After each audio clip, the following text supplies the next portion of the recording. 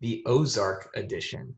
So it's going to be a joint effort of two bros-in-laws, Vince Mercandetti and Jake Schwartz, attacking the Ozark journey from seasons 1 to 3. A lot of shit has happened over the course of this show. And we're going to get into a little bit of Man, freezing up over there, Jake. but before that, your initial thoughts on this bad boy. Hey, I wanted to start off by saying we're not making any sort of political statement with our hair. It just happens to work out that we both decided to just shave all of it rather than deal with the many pains of the quarantine. So nothing to see here, but I do like the solidarity between us. Going like Jonah season 2 with the shaved head look, right? That's right. Yeah, I forgot about that, which is probably a good segue because I don't remember, like going into this season of Ozark, I didn't remember 90% of the first 2 seasons. And I don't know if that's an indictment of me or the show, but this season may be a top 5 season of any show I've ever seen in my life. Like, I think that's how drastically better this season was than the first 2 of Ozark. Oh, absolutely. Yeah. So this season 3 definitely is up there with any great season of all time. And just to catch you guys up, if you haven't been watching the show, the basic plot of the show is that Marty, who's the main character played by Jason Bateman, is basically laundering money for the Mexican drug cartel out of Chicago, Illinois. And his partner, being the idiot that he is, decides to try and scheme the Mexican cartel by shaving some money off of the money that they're laundering and taking it for his own. I think in addition with some other folks too. There's like a dad and a kid. I can't remember that far back either, but it's to the extent of like $8 to $10 million. So it's a huge chunk of change. Yeah. So anyways, Marty, so they get caught in one of the best first episodes of any series of all time. And the connection, I guess the cartel from Chicago to Mexico, that guy is leading it up, brings them to like a warehouse to interrogate them, kills his partner's wife immediately by shooting through the bathroom door, then goes on to basically kill the others and makes a deal with Marty, who just found out his wife has been cheating on him for a very long time because he hired a private investigator to do so. Makes a deal that basically Marty's going to go to this faraway forest / rainy retreat in Missouri called the Ozarks, and where they will actually continue to launder money through there for the Mexican drug cartel. And Marty takes his family there. They move in, and pretty soon they all find out about what's going on, even the kids. And we're taken into the madness of Marty and his family figuring out how to survive in the Ozarks with the Mexican drug cartel, and a whole ton of shit happens. And lost in an explanation was the most disgusting form of torture, which was ripping out Marty's toenails, which is still sitting with me. Oh. But there was one scene in this season that was even worse than maybe the worst thing I've ever seen on television. We'll get to that in a little bit. But that's a good explanation that pretty much brings us up to speed. But so this season is like the first one, I think, where they're really settled into the Ozarks. Yeah. They've got their casino business now. It's an easy way for them to clean money. They've got all the pawns in the right place, if you will. They're in with the police a little bit. They're in with the local government a little bit. And all of their enemies start the season at least pretty weak. Like Darlene, who was previously a huge pain in their ass, already killed her husband. She's got no real like beef, going on, if you will. But you can tell throughout the season she's kind of playing the long game, trying to rebuild so she can come after the birds because she hates them. And then, and then Charlotte and Jonah. This is maybe my favorite part of the show, and it's my favorite part of any kind of survival-esque show is the like teenage kids because they always react the same way. It's like on one hand, they grow up super quick. Like Jonah knows stuff about extorting things and money laundering like way more than any other kid should, or He maybe. starts laundering in season 2. Yeah, like he's totally into it. Charlotte's totally like jaded by it, but they grow up real quick. Oh Like yeah. from season one, if you look at them in the first couple of episodes to now, they grow up very quick, and they also grow up very jaded, which always cracks me up. But what was great about Jonah this season is that the way his character's written is perfectly realistic, because he, on one hand, like mature beyond what he should be, but he's also like, my dad used to refer to it when we were teenagers as we would form jerk dust, which was just that when you're a teenager, you kind of think that you know it all. So he always referred to it as jerk dust. He's like, right around when you reach your late teenage years, you're at maximum jerk dust. You just think you know everything and you don't. And I was gonna take that a different way. no, Knowing what your infatuation is, it's like jerk dust. yeah, we're not like that. And then it gradually goes away when you're in your 20s and you like live a little bit. So that's what Jonah is in the stage of. He's like maximum jerk dust. Even though he's 14, he's acting like he's kind of like a normal 17 or 18-year-old kid. Yeah. He just is totally naive on one hand, but on the other hand, he wants to like overcompensate almost. So that it appealed to me all season watching how that character was written. Wow, jerk dust. Yeah, no, I totally agree. I think it's we were talking about this the other day too. Like they perfectly represent the naivety and like not just like the passion behind the kids to want to know everything, but also partake in things. But they have moments of being like children. Like when we find out eventually, obviously, Wendy's brother, is the shining star of this season, by the way, Ben. He's incredible. And we'll talk about that actor a little bit later on, but he dies. And Jonah has a moment where he's in his bedroom. He's pissed at his parents about it. And his sister's comforting him. And he's like voicing his distaste and upset and aggression around the situation. And it just kind of shows like he doesn't understand. Like they just can't like, like he's like, can't we just go to the cops? And it's like, like Yeah. it's not how it works. So they really do a good job of like on one end showing how kids are just brilliant nowadays with technology and they want to be involved and help out. And on the other hand, they're still kids, they're still young, and they still have these vulnerable moments. Yeah, he's totally torn. Like one second he wants to go to cops like normal law enforcement. Another second he wants to take out everyone involved in the cartel. Like he thinks he Yep. can kill them. Like he doesn't get it in that regard. But he's so like cunning and smart in other ways that it's really funny. It's just funny to watch because that's when you know you've got really great writing on a show, is when you're like, that's exactly how that person would react. Because way too many times we watch television and it just like, that's just so stupid. Like that's not how it ever happens in real life. But I think that they really nailed the dynamic of each family member, and introducing a new family member, Ben, who Oh, man. just was pissing Emmys throughout this season, as far as I'm concerned. Every scene he was in, just the next one became progressively better. And Yeah, and I think like these, all these like drug cartel shows and like Breaking Bad obviously is one of the most popular ever. The Wire, like they all have these characters that truly personify emotion.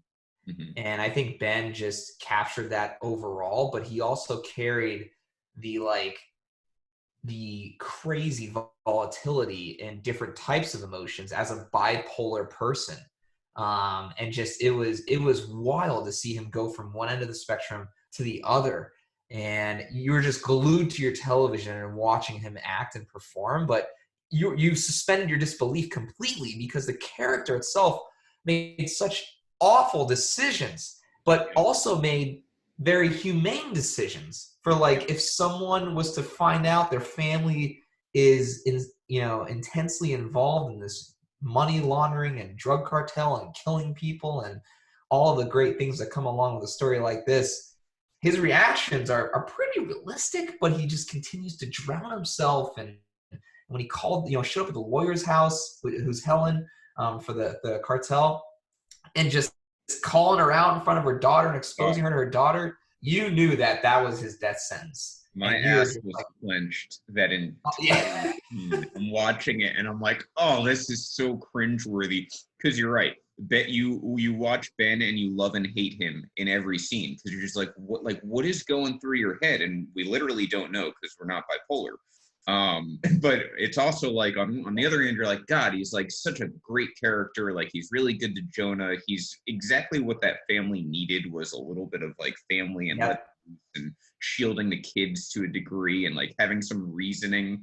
Like he had a little bit of reasoning outside of drug cartel world, which I think they needed.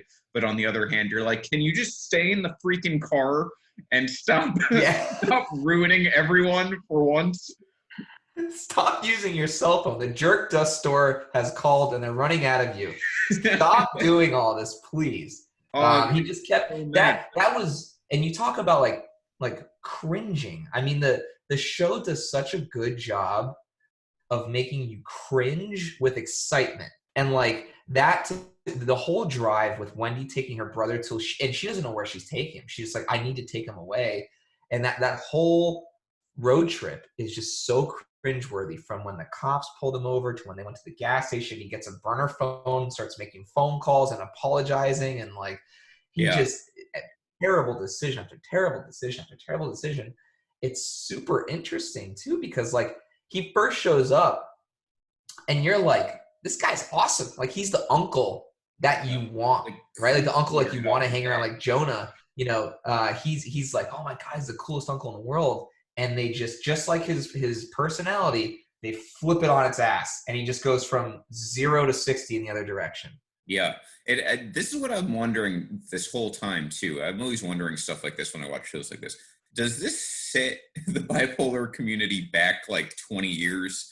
Or is it helpful to be like, wow, can be a really serious thing if it's not treated? Because he's off his meds. So it's not like every bipolar person's going to act that way. And I'm sure even on their meds, they're not all going to act the same. You can tell I have no one bipolar in my family. But on the other hand, it's like, part of you is like, God, this is so freaking annoying. To just like he's so drastic, and it Well, almost it's like a kid. Like she calls him, I think, like a toddler at one point or whatever. And you're just like, I'm wondering that yeah. from a bipolar community standpoint, did this do harm or was it good for that character? It's a great question. I know a few people that deal with this disorder, and like I think overall, I can't think of really a role that is out there in pop culture world that has really taken the bipolar side of things and the struggle with taking your medication or not, and shown it. And I think that did a really good job for the community to just bring awareness around it. But I do think there's like little things about it, like the kid aspect of it, of like kind of being talked down to, like a child takes away from like how this person is dealing with this issue and kind of living with it, and wants to be an adult. I think they that aspect, that community might not be too crazy about. But overall, I thought the awareness, like knowing the complete sides of the spectrum you could go to, from sadness to anger to just stability, was very well done from what I've seen in my life. But it's serious. You got to take your medication. It's super serious. Yeah, we're getting some love in the comments section for how the character was portrayed, so it seems like it was pretty fair. Which, speaking of how the Yeah. character was portrayed, you can't mention Ben without mentioning Wendy and some of the decisions she made throughout the season. Wendy, to me, kind of went to another level this season. It was before she was like a little in the dark. She had to get involved, very Breaking Bad like when Skylar gets Yeah. involved. But now here, she almost like wants the power, kind of like Walter White. Like eventually Walter White's like, I had to do this and now I like doing it. And that's kind of where I think she reached by the end of that season. And it becomes a power struggle. And that's an overall theme throughout the season. Her and Marty aren't on the same page. Mhm. They both have different ideas. One is not necessarily worse than the other or better. And their heads are butting, and that's causing now the entire family to be in danger, and it's making Helen angry, which all boiled up to the end of the season. Yeah, and I mean, this really started in season 2, when you had Ruth's dad getting involved in everything. He's going around, he's killing the FBI agent, and then Wendy pays him off 500 grand, and you think that's just paying him off to leave, but it's actually a decoy to go and have him killed. And so, and at that time, Marty was planning on basically taking the funds they were making from the casino as a kind of a purse to go take his family and get out of it. He was ready to rock and roll. He had a plane booked. He's ready to leave. And then they're at the casino. They find out about Cade, who's Ruth's dad. And he just, you can see in his face, Jason Bateman did a great job in just his realization that his wife now is not only in the thick of it, but as to your point, she wants to go all the way, and she will do everything she can. There's two themes in the show that if you take the drugs, you take the mafia, you take all that stuff out of it, there's two very impactful themes throughout all three seasons. One is the struggle of marriage, and two, are parents doing anything for their children, right? And so like those two themes are throughout the show, and I fully believe that Wendy is now blurring that line where Walter White was like, how much of this is for the good of your family now? Because you're in the shitter, you're already in, you have the mafia tight end. So how much of what you're doing is doing to protect your children, your family, and how much of it is really touching your ego? Because Wendy says it point blank when she's talking to Ben in a sit down moment when they're drinking wine. She's like, you could tell the switch was flipped, that she no longer is the stay at home mom that's taking care of her children. She is now in charge of something, and she doesn't answer to Marty.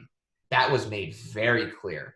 And you could tell that Marty, being the one that actually has a ton of experience, very different than Walter White, he has a ton of experience here. He knew what they should and should not be doing. And so he could see kind of the mistakes unravel, and that caused strain in their marriage too, going back to that other theme. But it was a turning point. You're right. I think, and you saw by the end of season 3, she started to become more realistic again and just break down and crying after Ben died, just saying, I can't do this, Marty. I don't know what we're doing. I can't do it. She's struggling.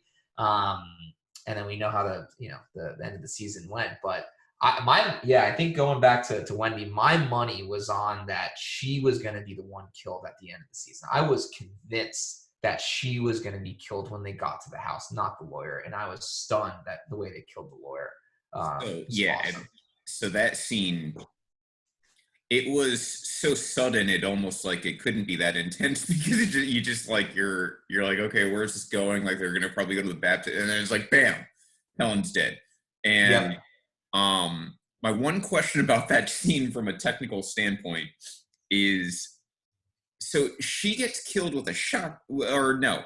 Melanie, my wife, pointed out it was a handgun, not a shotgun, that shot Helen. That bullet, I mean, it's close range. So, like, my first question, just from a logistics standpoint, is how does that bullet not go through his head and hit Wendy? Yeah. I'm not really good with this stuff. Like maybe, the brain is just the skull plus the brain. Yeah, like maybe it's stuck in there. I don't know. Exit wound, but because the angle of which she was shot was directly next to Wendy as well. Oh, all three could have been taken out if it was a very powerful weapon, right? Like it could have been 3 birds with 1 stone for sure. But that scene, you mentioned Jason Bateman's facial acting earlier. That scene, if you still shot that when it happens, is maybe the most amazing 2 seconds of facial acting I've ever seen in my life from both characters. From Wendy and Marty, their facial reactions said 1,000 different emotions at once. While there was blood like splattered on the side of their faces and whatnot, it was incredible.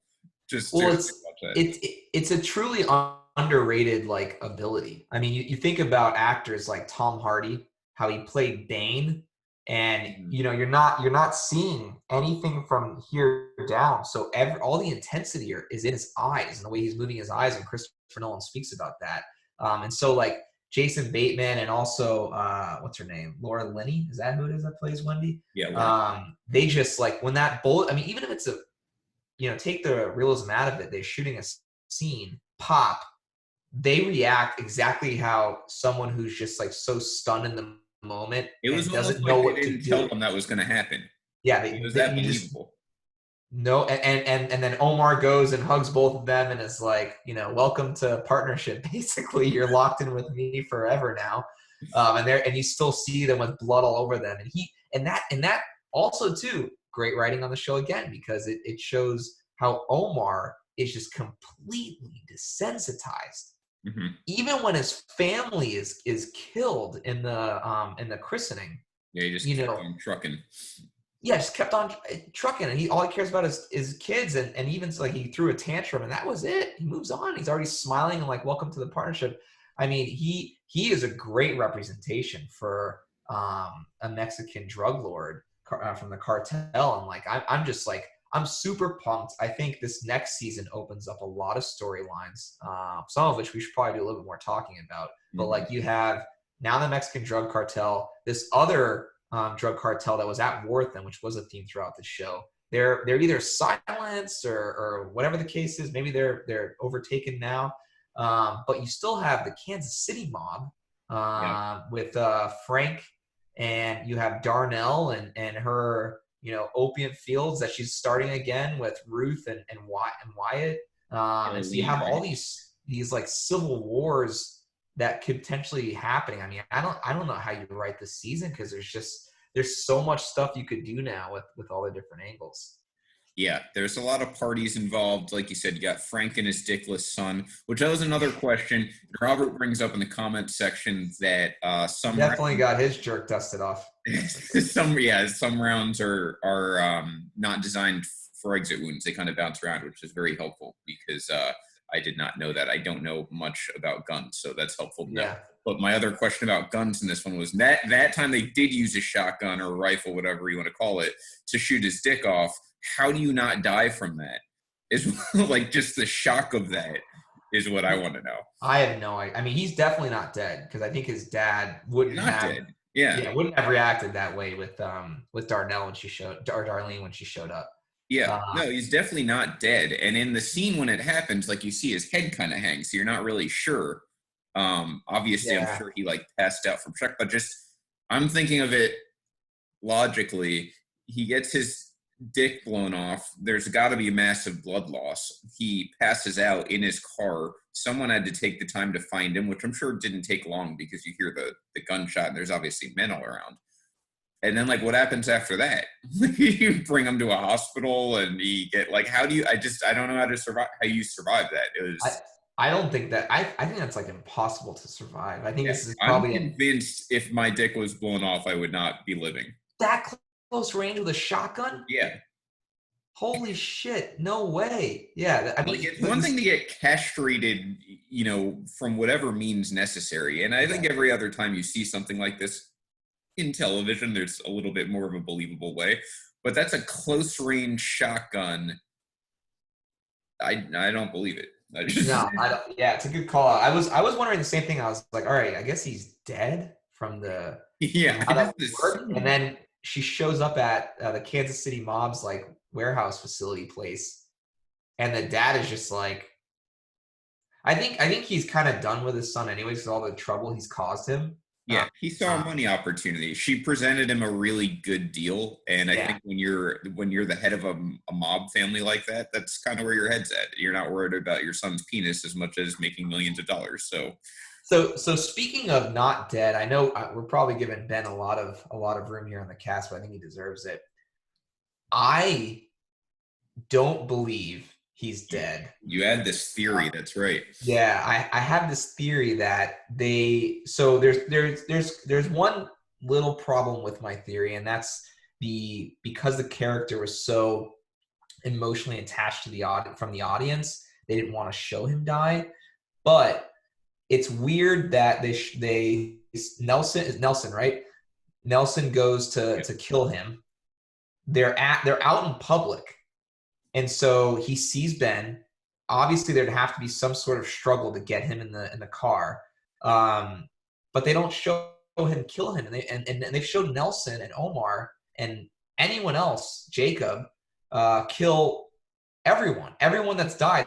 They've showed on the show. They've shown it, no matter how graphic and awful. When Ruth electrocuted Russ, who was her uncle, who was an informant to the FBI, who's also sleeping with the FBI. There's a whole gay love triangle between the oh, FBI yeah, and the I rednecks. forgot that entire Yeah, storyline. Yeah, yeah. And so, like between that, they don't show his body after he's dead. They just show the wrapping of it. They quickly bring him to the furnace. I actually believe that it's very much possible that he's actually chilling in Omar's dungeon right now, and they're going and um, Marty and Wendy are going to see him soon in the next season. And I don't think he's dead. I think he's a liability, but I don't think he's dead because they didn't show it. You got John Gray agreeing with you in the comment section. So when you first texted this theory to me, and this was 5 minutes after I finished watching the last episode, I was like, no, there's no way. Like, Walking Dead ruined that forever for any show for the rest of time with Glenn. Um, and they just totally butchered it. But the more I think about it, it's actually plausible to this storyline because for the reasons you listed, that's why he might not be dead. But even to the storyline, if you're Navarro, the very act of Wendy selling out her own brother, basically, like that is the ultimate form of loyalty, is she realizes how much of a liability her brother is. Because you remember, she's in a pissing contest with Helen to prove loyalty, basically. That very act would have been enough if I'm Navarro to be like, okay, she's in my pocket. Like, she's not going anywhere. She's willing to have her own brother killed because she gets it. And so for me, the motive to kill him, though it would be plausible if he did, isn't necessarily mandatory. And to your point, they very easily could have filmed it super differently. Mm-hmm. He's outside of a restaurant which had people in it. It's not like it was completely empty. So even if you have a silencer type gun, like dragging a grown man, and Ben's not a small guy, dragging a grown man across the parking lot's not going to work, but I think they said that he was actually he took him into the car. Now, if you're Ben off your meds, we've seen how crazy he was acting. I just can't believe that you can silence someone enough to get them into your car, drive away, have him not like get you in a car crash or something, and then kill him there. So in either scenario, it doesn't make sense to me. He's also no slouch. I mean, they made it evident in the show. People all season. He could fight. He could fight and hold his own. And not to say that, Nelson's obviously this like hitman silent killer that just can't be stopped, but like it just when you produce a show, you're very particular about showing certain angles and showing something as far as foreshadowing goes. And they made a decision to consciously show Nelson get out of the car, stare over at Ben. They have the camera on him for a while, flip the camera over to Ben and have his reaction to Nelson and end there. Yeah. And that to me is on purpose. And I don't think it's on purpose to get across the message of you're dead now. We already knew that. We already knew that was happening. So you didn't need to get that message across. Right. I think the message they're trying to get across is leaving it open for interpretation or to bring Ben back to reshoot that scene and bring Ben back, which would be awesome because I don't want him to go. I love his character so much. I want more of him. So I hope he's still. Melanie brings up the point they didn't show Sue dying either. They did show her. But again, it's not just how it played out. He doesn't need to die to advance that storyline. Like, just the thought of him being dead and knowing what Wendy did, that was enough for Navarro. And this is a good opportunity for Navarro to go back to the birds and be like, there's some common ground here. Like, I didn't kill your brother. I just made him go away. So, it's almost like a trust and trust, and he doesn't need to do that. But if you're into new beginnings, which was the specific phrase at the end of the season, that's a really great peace treaty in my mind. Oh, yeah. That's about your brother. I didn't kill him. And he's not a problem anymore because he's been taken care of, whether he's in a dungeon or whether he got exiled somewhere or whatever the case. Helen's dead, so there's no one threatening. Now we got to deal with Darlene and her. Basically, she's taken over the Kansas City mob now. She's got them in her pocket, and that's what I see coming to a head probably either in the next season or the season after. Yeah, and Robert Michaels said he could have maybe disappeared via the way Marty lined up at the end of season 2, which is not a bad thought. He had the plane to take them away from there and kind of get new IDs, new personality, or new names and stuff like that. I do think it's very interesting. Omar Navarro, like I still don't have him pegged. So I'm still learning about him. And I was going to ask you earlier, like, at what point do you believe Omar made the decision to off Helen? And do you think that the casino licensing title, all that crap with the birds that she was saying she wasn't going to do, that she wound up doing, do you think that was a catalyst because it was kind of going around what he had agreed to do?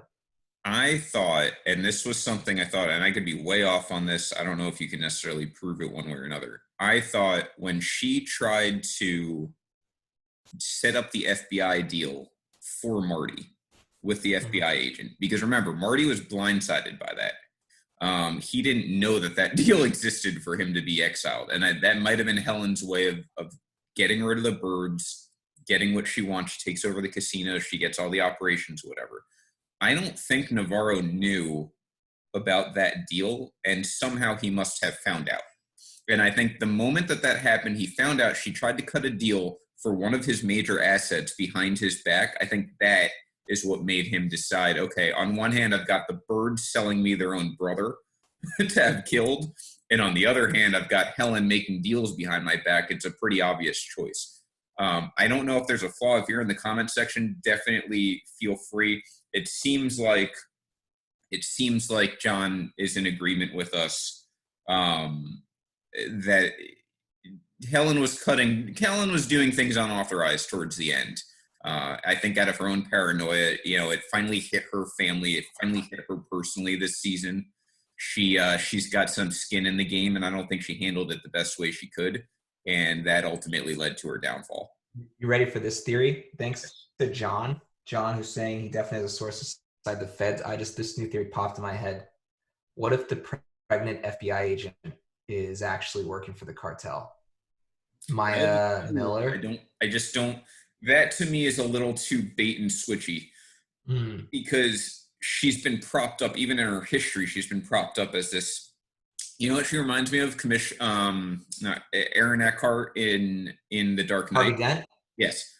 Thank you. She reminds me of Harvey Dent. She's like that white knight in a world of corruption meant to kind of bring everything how it should. So I don't think it's her, but to your point and to John's point, it could be someone we've already seen before. Yeah. It could be her boss, for example, who was introduced. That could be it. That's a good point. So I think the theory is sound. I just don't think it's her. That would be a little deceptive to me to write that in. That's fair. Can we switch topics for a second and talk about I want to talk about the trio of women here and kind of their display and battle over power between Helen the lawyer, Wendy Bird, and also Darlene Snell. So I look at Helen. What's that? I'm going to throw Ruth in there too. Yeah, let's throw Ruth in there too. Yeah, Ruth. Holy crap! On the show, by the way.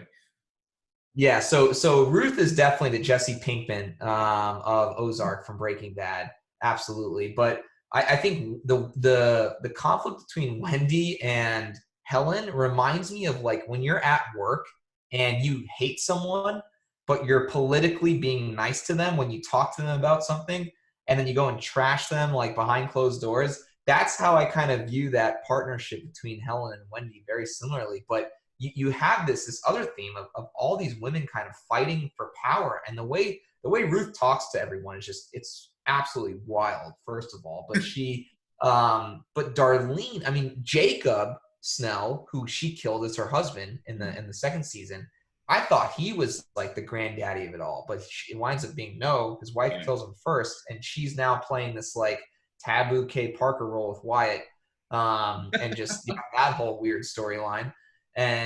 But yeah, what do you think of the different women and the struggle for power here? Because I think at some point it's going to come to a head, and maybe Wendy's daughter Charlotte's going to kill Darlene, or something's crazy is going to happen.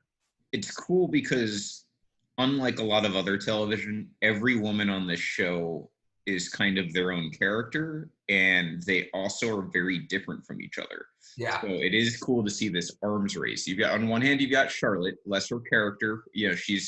She's growing up, though. You can see she kind of takes little ownership over Jonah. She knows the right thing to do around Aaron, the wrong thing to do around Aaron. Like, she's got that part mastered.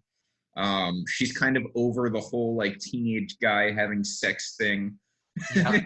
Whereas Erin was still very much like that was her world. She had to lose her virginity, which we'll get to that storyline later. Made no sense.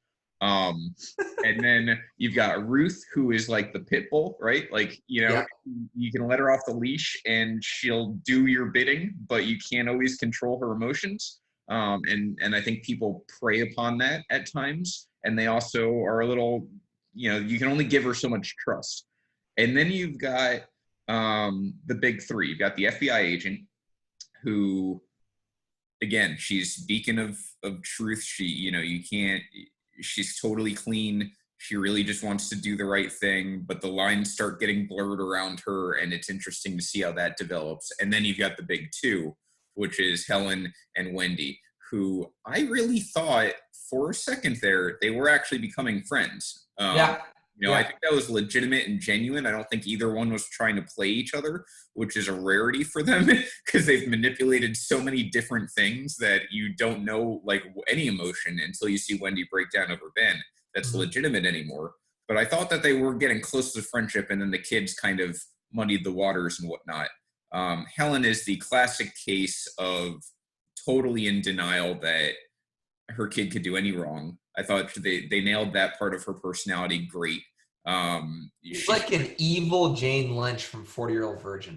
yeah, yeah. She's got quarantine hair with Navarro. That was a big observation I made too. They fit right in for just total like they don't give a shit about their hair at all. Yeah. But Helen, Helen and Wendy were a great dynamic for a while. They were getting shit done together, and then like almost their egos got in the way of each other, and then they decided they couldn't coexist. And Helen, like the second anything gets too close to jeopardizing anything that she's got going on, whether it's her ex-husband, whether it's her daughter, whether it's whoever, she cuts it out. Like that's her solution. Wendy plays kind of a little bit more of a long con with everything, and it's a slow burn with her. But that was a great dynamic, and I thought it all played out again how it was supposed to, which is why I think it was such a great season. Everyone kind of fell into the place that I felt they were going to be, based on how the plot developed. And Darlene, I left out. She obviously is some sort of mentally ill. I'm not going to diagnose her. She's got something way off about her, but she is so much smarter than I thought she was. Oh yeah. Last season, in season 2, I was like, all right, she's like crazy. She just is so impulsive. She's gonna torpedo everything. And this season, you can tell those wheels are turning. Oh yeah. She's playing a little bit more chess than checkers, and it's interesting to see where that line is in her intelligence. And she's got that big ass Southern chip on her shoulder. She does not like the birds because they're from the north and not from the local area. And I love that plot line because, again, that's exactly what I would imagine you'd run into in that sort of situation. Well, and that was like the big theme of the first like 4-ish episodes, maybe even the whole season 1 of the birds encountering the Snells, and then Ruth's family, just dealing with all of that and kind of up, this middle to upper class rich family versus the kind of I made it on my own. I mean, that's Darlene's big mantra in this season 3 is, I am Ozark made. Like I got to where I am in Ozark, not somewhere else. And we have these people, and she blames the birds for her husband's death, even though Jacob was plotting to kill her, and then she just got to him first. But she blamed a lot of them blame the birds. Wyatt blames the birds. She blames the birds. Ruth, which I thought was so Ruth has played this very tough exterior, which is a little bit different than Jesse Pinkman, because when Jesse got involved with like the mob and stuff for a while, for at least like the first 4 seasons, he was very timid and scared. Like with Tuco and all that, he was like freaking out. Ruth is like, she doesn't care. She's running her Susie from Curb Your Enthusiasm mouth at anyone who is willing to listen. Yeah. And then when Marty gets kidnapped and he comes back, she runs to him like a little kid and hugs him and is like, oh my God, I hope you're okay. Like, and that to me, I was like, what the hell? Because that was like so unorthodox for Ruth.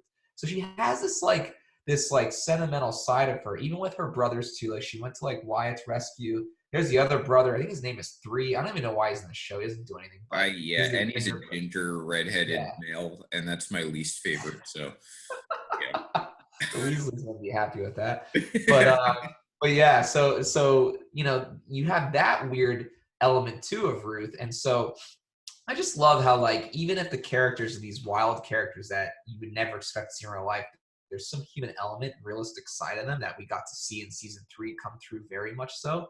Um, but it's just wild. I have a weird observation. Speaking of the women of the show, so Maya Miller was the FBI agent. She was like literally like a month away from giving birth. Does that happen in the real, like, would they put someone like that in danger in a situation like that is that pregnant? I thought that was really bizarre. Probably. I mean, I don't know the FBI protocol, but I do know to a degree law enforcement in general. And I'm not talking like cops. I'm talking like, FBI, DA's office, stuff like that. They don't give a shit. Yeah. When my sister worked as an ADA in the Brooklyn DA's office, like they do not give a shit about your personal life at all. Mm, Whether you have a newborn, whether whatever the case is. So it wouldn't shock me. I think as long as her pregnancy doesn't interfere with how she can do the job, which in this case it shouldn't because it's not a terribly rigorous job. She basically yep. stands at the casino all day. It'd probably be okay. And I'm sure she also insisted on it because they had that little scene where she was like, she'd been fighting for field work like her entire career. So I don't think she was about to be like, hey, I'm too pregnant to do this. So I thought that was believable, made sense. Um, the So we have some comments here on the group. Henry and John are talking about I think it's time we discuss the sex scene. the sex scene. Yeah. So I alluded to Kay Parker from Tab. If you guys Yeah, know who that is, I'm not going to say who that is, but you can do your research. Her and Wyatt have one of the most uncomfortable sex scenes in the history of cinematic. that was Uh, really like, bad. yeah, it wasn't good. You have like Wyatt, who's like this, it's like if Daryl from Walking Dead was like 17 years old, it'd be Wyatt. And Yeah, then you have like Darlene, who's just every character from Walking Dead. But it was just so awkward. But that being said, I loved what you were telling me via text message. You thought that was on purpose. You don't think she's actually like catching feelings or wants to be with Wyatt, that she's doing that to take in Ruth. So I'd love to hear you talk about that more, as I thought that was such an interesting theory. yeah. So yeah, I'm super woke now on Darlene and her mindset. Um, yeah, so Woke dust. she's having sex with her. So Wyatt, again, let's put him into context. He's still a teenager.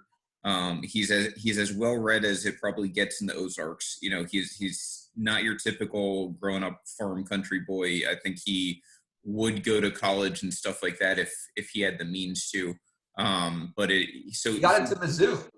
yeah, so I mean, he's a smart kid, but he is a teenager, and I think Darlene saw an opportunity where she knows Ruth at this point is Marty and Wendy's right hand woman, and she also knows from knowing that family that she's a loose cannon and can be easily manipulated. That's what I talked about. Ruth is a giveth and taketh away personality, Yeah. great on one hand, but also susceptible on another. So she gets to Wyatt and she has sex with him, gives him something every teenage boy wants, which is sex, because he's probably a virgin at that point, I would guess. Can't imagine any woman coming to his trailer park with living with Ruth and like 19 other people. So, she puts him in her pocket with her Kmart bra. That maybe grossed me out as much as her being old, is that her like undergarments matched her being oldness. And then like I'm watching that, I'm like, oh, that's exactly what I thought her bra would look like. It's disgusting. So Uh, so she put Wyatt in her pocket by having a sexual relation with him. And from her standpoint, like who cares? I'm sure that's the best sex she's had in a while, considering her husband's dead. And then on the other hand, definitely like looking like like a classic cartoon grandmother with those yeah, droopy, I was breasts. my ass was clenched for that scene for a totally different reason. But so then and then on the other part, she's got Wyatt's trust, and with Wyatt's trust comes Ruth, because that's like the only person Ruth trusts. So now she has, again, think of it like a risk board, right? She's got all these different continents now with these soldiers. She's got the Kansas City mob. She's now got Ruth which that plan worked. Once Ben died, Ruth lost trust in the Birds, and they kind of manipulated that situation. She's got Wyatt as protection to Ruth. If Ben came back, I'm sure she would have Ben. And she also has the local police and things like that, and the FBI is not on her tail. So she has everything locally working for her. The Birds have the cartel. So, I mean, I think that's a dynamic you've got. But, yeah, I didn't think that was a totally genuine – because, again, she's a little crazy. I don't think she's in love with Wyatt, and I think he's just teenage boy enough where he got some sex and he's going to be in love with her, and that's exactly how she wants it. Yeah, it's really interesting. And I think that theory, when I first heard it, I was like, I think she just was like jonesing and it happened. She's lonely. But then as you talked about, I started to like think back to when she was admitting to Wyatt what she did to Jacob, and that like you could tell it kind of freaked him out in the moment. But he was at that point, he was so manipulated that he wasn't going anywhere. And so the shotgun to the dick for Frank Kozov Jr., that was absolutely to get Ruth. And so I do agree. I think Ruth is an interesting key to the puzzle. They made that very obvious since season 1 that she is the key to everything. I mean, you had Helen probably behind Navarro's back going to Ruth and saying, hey, if Marty is no longer, if the Birds are no longer a factor, could you run the casino on your, like, that's kind of like the Jesse versus Walter White for Gus Fring. In motion, yeah. Exactly, kind of like seeing what they could do as backup plans. Oh my God! I just read Robert Michael's comment. He was responding to our talk about the sex, and he said they have the same body and hair. I couldn't tell who was who. Yeah, look, I went to 4 years of college. I've seen a lot of screwed up shit from videos sent to me, shock value, dares, challenges, shit like that. In fact, Steve Barretto was my roommate in college. He's in the comment section right now. I have not seen anything except maybe like the 2-girl, 1-finger, 1 melon type stuff that was as disgusting as watching that sex scene. And there wasn't even genitals shown. That's how repulsive it was. Just Darlene, like, she's just one of those people you feel like if you like touch her, she's just, I pictured a cold, like everything was cold and fragile and smelled weird, like just yeah. Oh my God, it was repulsive. That classic like rose / musty like grandma smell. Yeah, like I bet that bedroom smells like antiques. Like if you go into an antique. Oh yeah. Yeah, she's probably got like antiques and potpourri. Yeah, she's got like super expensive furniture that's like 100 years old that smells bad. Oh man, everything about that was disgusting. Wyatt's kind of like a meth Steve from Stranger Things. Oh, that's good. Yeah, I can see that. Yeah. So he also has quarantine hair. They did a great job fitting everything like into quarantine, even though it was filmed way before I'm sure any of it happened. But yeah, so here's the other plot line. Everyone who knows me is going to love this part. How much did penis play a role in this season? You think about as far as like Wyatt's plays a role. You got Frank Jr. having his blown off. That plays a role. And then you also have the whole Erin virginity plot line. She's like just salivating for it, and that plays a major role. Well, there's number 4. There's Ben struggling to get it up with Ruth when they finally have sex. His erectile issues as a result of the medication, that causes him to go off the meds, which causes him to be a liability. Oh, yeah. This entire season, though the women in my mind were the MVP, the women in Ben, it was Dick was the main catalyst for this entire season. And the Erin Virginia plotline, now is the time to address it. I don't get it. Like, it didn't do anything for the actual season except put her in the line of danger, but that guy ends up dying anyway. There was zero need for it. There literally was, like, when you texted me that, I was like trying to figure out why that was a relevant connection. Like, well, it lures in the guy that tries to shoot Jonah, so that shows Jonah be strong, and it maybe makes her vulnerable to kiss Jonah. But she could have done all that regardless if she was a virgin. Yeah, there was no reason for that. The only thing I can imagine is they really wanted to illustrate, like, not how bad of a mother Helen was, but how much she didn't know about her own daughter. Um, Okay. All but I right. don't. But even that, like, it was just I don't know. It seemed like such an over the top. Like Charlotte losing her virginity in season what was that 2? Hmm. Um, when she has sex with that dude on the boat, which again was so random because we never see that guy again. Um, that I can that to me was like her losing her innocence, right? As her Yeah. entire family starts to fall into whatever it is. But Erin like just craving losing her virginity to the point where she told her mom like the reason she was seeing him was he had a big dick. Like that was such a weird part. Uh, Oh, I always don't get that. The whole virgin, it goes from virgin to slut overnight. Like she just like she's like, oh, I'm this virgin, and then she's like disobeying Charlotte, like drinking beer and wanting to have sex with this guy that she's met for the yeah, I first mean, I time. think It's just she was acting out. I thought maybe they had mentioned she goes to an all girls school in Chicago, yeah, I guess it could or be. Catholic school at Yeah. the very least. So I think that was just her kind of lashing out against all these rules her mom probably has on her. John brings up that it was used to build up Jonah's character more. So I thought, John, to your point, I thought Jonah was going to have sex with her, and it was going to be like both of them Yeah. shit. And then Well, that. I thought that was going to cause problems with Helen and Wendy, but instead it's just a Well, random kiss. yeah, that's a good call. And I what I wanted to get to was kind of Jonah's character development here because they're like he's obviously become they're trying to make him this like Carl from Walking Dead. There's a Yes, lot of very like Carl like. AMC tying into this show. I think Jason Bateman's like so Jason Bateman writes and directs the show. I think he's a huge fan of like AMC for some reason. But Jonah, we talked a little bit earlier where he goes from like the sweet kid to like now doing some money laundering. This season, he's doing cryptocurrency trades. He's got money Yeah, stashed in that. He's got a drone spying on people. He's getting super. He's got this. They keep showing him with a gun every season. He's doing something with a gun. yeah. We'll talk Buddy, about who we that didn't even scene in talk a about, second. Buddy, who is the old guy that came with the house. He taught him how to shoot.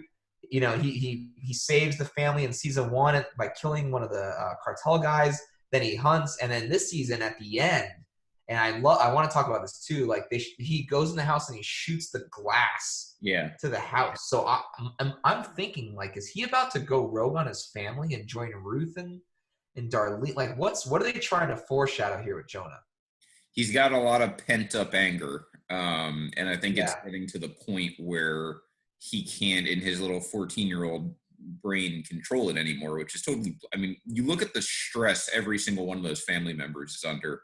oh Uh, yeah, any mental breakdown or anything like is totally believable to me at this point, but I think, yeah, something every season it feels like you're about to be like, Jonah's going to do something so stupid it's irreversible. And this season, I thought it was going to be when he threatened Helen, but then she's dead, yeah. so that doesn't matter anymore.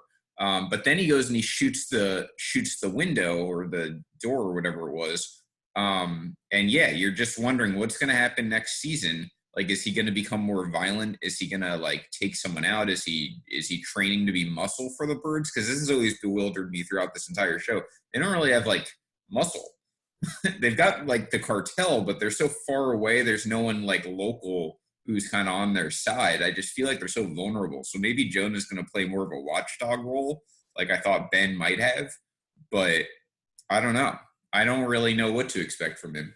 I wonder if like we keep going back to Breaking Bad, but like Breaking Bad, with the exception of Walter White, the family got away. I I I have a sneaky suspicion that one of the birds, besides Marty, is going to die or do something to go against the family. They'll play that whole like turn heel angle or something because Charlotte hinted at it. I think it was season 2 where she was talking about being emancipated. Yeah, she tried to Um, replace him. Yep. yeah.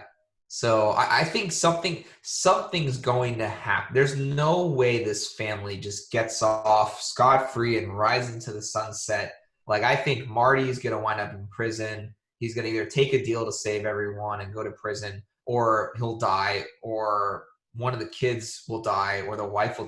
Like I said, I thought the wife was gonna die for sure, and it wasn't gonna be Helen at the end of the season. But I think a few of um, us, and she may still. It I think about the long game here. What is the point of this show at the end, right? Mm. And I would imagine, I think we talked about this, it's probably going to be about 5 seasons, just based Yep. on how the story progresses and the pacing and whatnot. I could see another 2 seasons. They say the ideal show is 6 seasons, so maybe they stretch it out and have one crappy season. I don't know. But anyway, you got 2, maybe 3 more seasons left, I'm sure. How is this story going to end and what lesson is it going to teach? And in my mind, the very premise of a family who falls this far down the rabbit hole into cartel business, it can't end happily. Like they're not all just going to ride off into the sunset. The cartels are going to be dead and they're just going to be off the hook. I don't see it happening that way. It almost never does.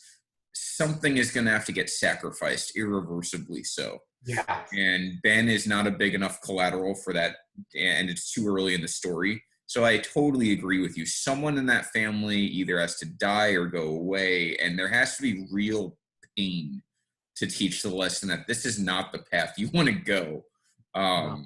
You can survive maybe and have a lot of good times, so to speak, but there has to be some sort of meaning at the end. There's no way it's a happy ending. I'd be shocked given the way that this show has gone on so far. Given you see in season 1, the very first episode, when they're driving to the Ozarks and Marty pulls over to go take a piss in the woods, he collapses in front of the tree and he's just like he's apologizing to his family, but to himself.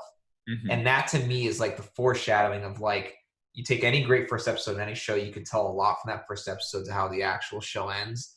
And I think it's just telling us that this is going to go down a path where the family that is supposed to live on will live on. Like they'll either get new names, they'll go live somewhere else, and it'll be maybe the mother and Jonah or the mother and Charlotte or something like that. Maybe it'll just be Charlotte. Like there's things like where she's kept out now, or she might just be like the one survivor. Mm-hmm. But yeah, I don't see Jonah riding off into the sunset, maybe reuniting with Tuck. I don't know if you remember Tuck, but he was the like mentally disabled guy who gave him firearms in the first place. Yeah. So I don't know where he went, but he's not there anymore. I think one of our Facebookers called that out. But I see Jason Bateman wanting to tell a story that if you choose to go into this life, you can't get out, number one, without penalty. And Mm-hmm. that penalty will be very severe. And so I'm curious to see where they go. I do foresee Charlotte killing someone important, whether it's Ruth or Darlene or something like that in the next season. But I also see one of them dying or going to jail or going or leaving the family and saying, I don't want to be a part of this. I'm escaping, and this is how I am. I could see this ending and they already have a therapist who's been involved. Obviously, not a very legitimate one, but I could see this ending with Charlotte like talking to a therapist and explaining how all of this went down Oh, I because like that. Wendy and Marty, one of them probably dies, the other one is not going to be like the kids can't handle this long term. Whichever parent, if it's one or either or neither, they're not going to have a relationship when this is all over. I'm convinced of Yeah. that. So whether Marty dies or Wendy dies or they both die, whoever's left, if either, they're not. There's nothing there. They're going to be gone. You're going to have Charlotte and Jonah, and I think they're pumping Jonah up to be that loose cannon who's going to kill someone. John mentioned that he thinks Jonah will eventually kill Omar, which is not a bad theory. I don't know how it would work logistically, but they've got a lot of time to work that in.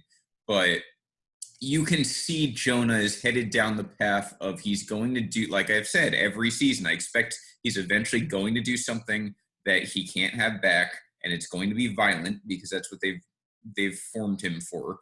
And he is a male, so it makes sense. I think Charlotte is probably the one beacon of hope in this to come out, but she's going to be very damaged when she does. That would be, if I had to guess right now without knowing how the next season or 2 or 3 plays out, it's probably Charlotte is the last one who's a survivor, and Mhm. everyone else around her turns to shit. Yeah, I agree. I like the call of Jonah potentially being the one who kills Omar. I actually like John's whole theory. I'm just going to read it. Marty and Wendy both die. Charlotte and Wyatt leave together. Ruth runs the business legitimately, maybe kills Marty and Wendy, and Jonah kills Omar. I actually like that theory a lot. I forgot As I was thinking, why it got close, so that's a good call. yeah, that's a really good call. And I think like I do like your kind of ending with like talking to the therapist, very Catcher in the Rye-ish. I have a similar theory on like This Is Us, which now thinking about it, that could probably be our next show that we do. That's Uh, good. but This Is Us, I think actually the kids are going to be telling their mother, who has now Alzheimer's, the story that they know about their family. And that's why they're saying This Is Us. Like they're explaining That's a that good, story to yeah, her. that's good. I like that too. Yeah. So I think I like the storytelling. It's very like How I Met Your Mother-ish. But can we talk? I know we're running out of time, but I just want to mention one thing. I can't remember their names, but the other casino that they were trying to get throughout the season, The old that couple. Yeah. the old couple, the way at the end of that when the guy accidentally shoves his wife over the ledge and she just tumbles to her death That's and terrible. walks away. That guy drinks a lot of milk.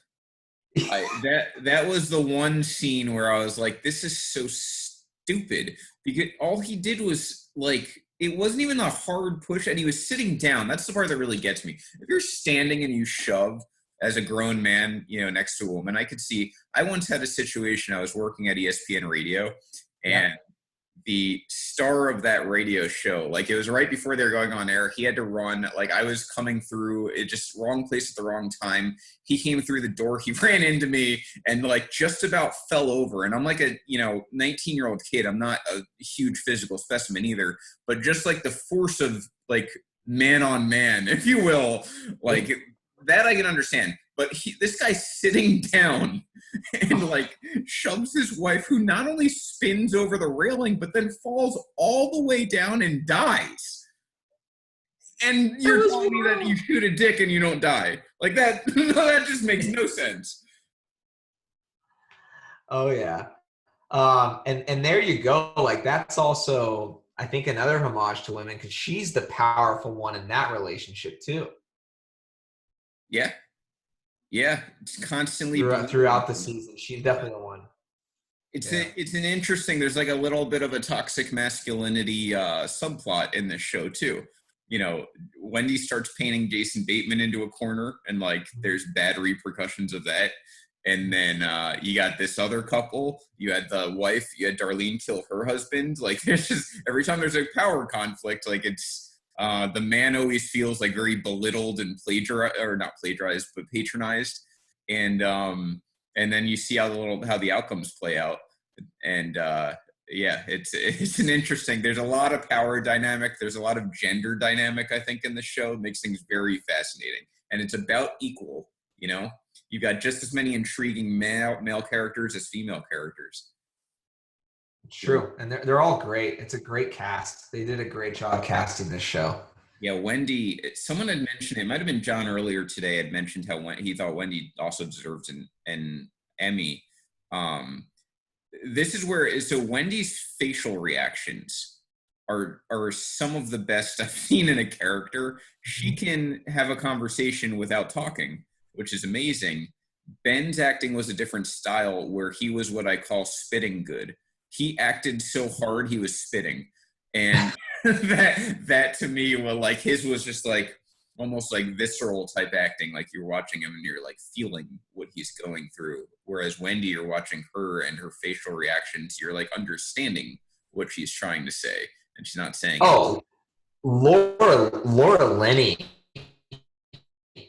is absolutely amazing. I Yeah, mean, she's incredible. yeah, She like and she does this thing like where she does this face, and every role she has where she kind of like goes, like she yes. like tilts her head And and she's like got the looks at dimples the too. character, and you're just like, oh, like what is this psycho thinking? You're just like she does Yeah, that so well, and she has a she's awesome. very you're an idiot look. Like she's got a Yes, really good look where she just makes you like that person's an idiot, and now you know that. And she's got the whole dimple thing. So what she does really well throughout the show is she plays this like warm, almost like housewife type persona, but she's really intelligent. And they talked about that in the previous season. She knows her shit. Like, she knows how to run a business. She knows all of that. She knows numbers. Not as well as her husband as far as the numbers are concerned, but yeah, she definitely plays off a lot, and she does it mostly with her face, and it's very fun to watch.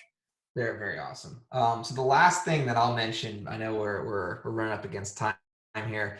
The last thing I'll mention is that there is this trending approach with these drug cartel shows where you take an actor known for comedic roles for the span of their career and you throw them into a central character where they're now the dramatic and intense character, and they're like their career shifts to this role. So Jason Bateman, Bryan Cranston, they're both very well known for their comedic lives, and they shift dramatically to this. I don't know who's next to take on a similar role, but I thought this was very interesting. I think Jason Bateman's doing a hell of a job. I think he's doing great. He's playing the role perfectly.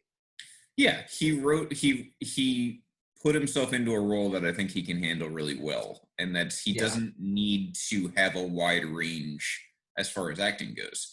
He just needs to be that lovable dad figure, innocent. He's got a really innocent, the blue eyes, I'm convinced. You have light eyes, people automatically trust you more. He plays that role. He's very, you see Jason Bateman on the street and you're like, that guy's probably smart. He's probably a good dad. And he probably, is like innocent in a way. And it's like, he's the same character kind of on the show, except obviously we know it's not true, but that's how he comes off. And it serves an advantage when it comes to the FBI agent. I think he's currying a little bit of favor where, like, she's starting to trust him more, even though he's trying to basically manipulate her career. And Wendy kind of is pulling the same thing on her side because she's got the dimples. So yeah, it's he's put himself in a nice spot with the show. It's like Dark Knight syndrome. Ever since the Dark Knight came out, we now need like an edgy version of everything. Now we're getting that with our big actors. So yeah, it would have been Robin Williams. I could tell you that up front. If he was alive, he would be in one of these shows and he'd probably do a fantastic job. Oh, absolutely. Yeah. Oh my So God, yeah. I'm with you though. Yeah. So anyway, well, this has been a good discussion. We had to get this out of our system after watching that season. So I'm glad the people who joined us. I know it's tough because not everyone finished the show, so not everyone could probably join. But we'll continue trying to do stuff like this. Won't guarantee any specific dates because it kind of depends on what we're handed as far as shows go and movies go eventually.